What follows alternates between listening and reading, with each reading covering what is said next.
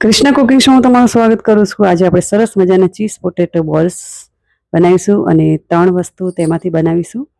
તો અહીં મેં અડધું રતાળું પડ્યું હતું, તેને પણ બાફી લીધું છે અને 10 થી 12 બટાકા છે, તેને પણ બાફીને સરસ મજાના તેને માવો બનાવી લીધો છે। પછી તેની અંદર અડધી ચમચી ઓરેગાનો અને અડધી ચમચી ચીલી ફ્લેક્સ નાખીશું। ટેસ્ટ પ્રમાણે મીઠું નાખીશું અને લીલા મરચાંના કટકા નાખીશું। થોડા લીલા ધાણા નાખીશું। જો લીલું લસણ હોય તો લીલું લસણ નાખી દેવું। પછી અહીંયા કોર્નફ્લોર નાખીશું 3 થી 4 ચમચી જેટલી અને બધી વસ્તુને સરસ લોટની જેમ બાંધી લઈશું। તો આ રીતે બરાબર મસળીને તેને લોટની જેમ બાંધી લેવાનું છે। થોડુંક તેલ લગાવી દઈશું જેથી હાથમાં આપણને ચોંટે નહીં। તો એ સરસ મજાનો લોટની જેમ બંધાઈ ગયો છે। હવે તેને નાની નાની ટીકી વાળી લઈશું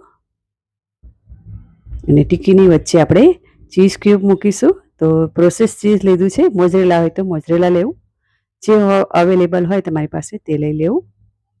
પછી આ રીતે તેને ગોળ ગોળ બોલ્સ બનાવીને ટીકી કરી દેવાની। ટીકી કર્યા પછી તેની અંદર ચીઝ ક્યુબ મૂકી દેવાનું અને ટાઈટ તેને આપણે બંધ કરી દેવાનું છે જેથી ચીઝ બહાર ના આવે, તેનું ખાસ ધ્યાન રાખવાનું। તો અહીંયા બીજી રીત પણ બતાવીશ, ફ્રેન્ચ ફ્રાય કરીશું આપણે। તો અહીંયા એક મેં પ્લાસ્ટિકનું કાગળ લીધું છે, તેની ઉપર આપણે આ રીતે મોટી લોહી કરી દેવાની છે અને તેના પર ફોલ્ડ કરીને આપણે તેને વણી લેવાનું છે। હળવા હાથે તેને વણી લેવાનું છે। મીડિયમ થિકનેસ રાખવાની છે, બહુ જાડું નહીં, બહુ પતલું પણ નહીં, એ રીતનું રાખવાનું છે। જો તમને મારો આ વિડીયો ગમે તો લાઇક, શેર અને સબસ્ક્રાઈબ કરજો, બેલ આઇકન દબાવજો અને કમેન્ટ કરજો। તમે જે શેપ આપવા હોય તે આપી શકો છો। પછી આ રીતે આજુબાજુથી તેને કટ કરી લઈશું અને પતલી પતલી તેની સ્લાઇસ કરી લેવાની છે પછી અને તેને ફ્રીઝરમાં મૂકી દેવાની છે થોડોક ટાઈમ માટે। ત્યાં સુધી આપણે ચીઝ બોલને ફ્રાય કરી લેવાના છે। તો આ રીતે મેં પતલી પતલી સ્લાઇસ કરી લીધી છે। આ રીતે મેં સગડી પર મૂકી છે, સગડી ગરમ હતી એટલે મેં સગડી પર ફ્રાય કરી લીધા છે થોડા ચીઝ બોલ। તાપણું કરતા હતા એટલે કઢાઈને મેં સગડી પર મૂકીને તેને ફ્રાય કરી લીધા છે થોડા ઘણા।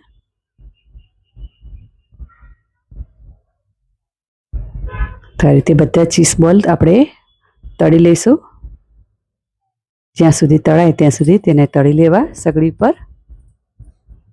તો તમે આ રીતે સગડી પર નહીં કર્યા એ જરૂરથી ટ્રાય કરજો। તો અહીંયા પલટાવી દઈશું, થોડાક તેને આગા પાછા કરી લેવાના છે। તો અહીંયા બીજી રીતે આ રીતે પણ મેં ચોરસ પીસ કરીને આ રીતે કાંટા ચમચીની મદદથી તેને દબાવી લીધા છે। તો અહીંયા મેં હવે ગેસ પર લઈ લીધા છે કારણ કે ચૂલો ઠંડો પડી ગયો હતો। તો અહીંયા સરસ મજાના ગોલ્ડન બ્રાઉન થઈ ગયા છે, એકદમ ક્રિસ્પી। તેને આપણે સર્વિંગ પ્લેટમાં કાઢી લઈશું।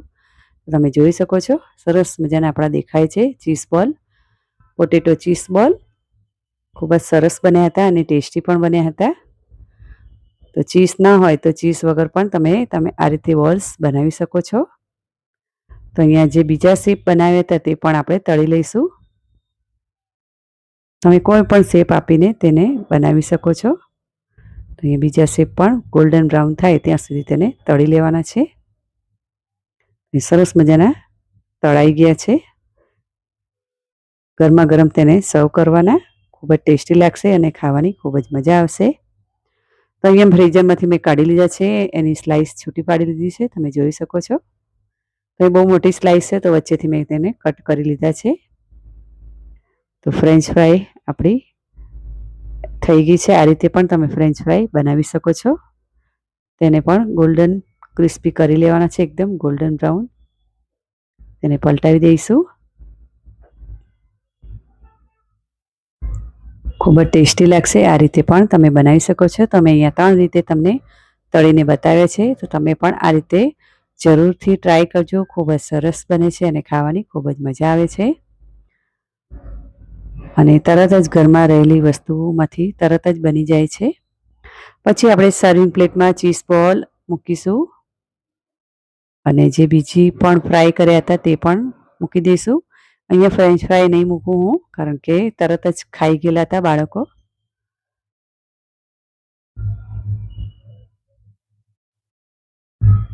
અહીંયા આપણે ટોમેટો કેચઅપ સાથે તેને સર્વ કરીશું. તમે લીલી ચટણી સાથે પણ ખાઈ શકો છો. તો અહીંયા તમને બતાવું છું. સરસ મજાનું ચીઝ પણ મેલ્ટ થઈ ગયું છે. એકદમ ટેસ્ટી બન્યા હતા. તમે પણ આ રીતે જરૂરથી ટ્રાય કરજો. પોટેટો ચીઝ બોલ, અહીંયા બીજું પણ એમ જ ચીઝ વગરના તળેલા છે, તે પણ ખૂબ જ સરસ છે.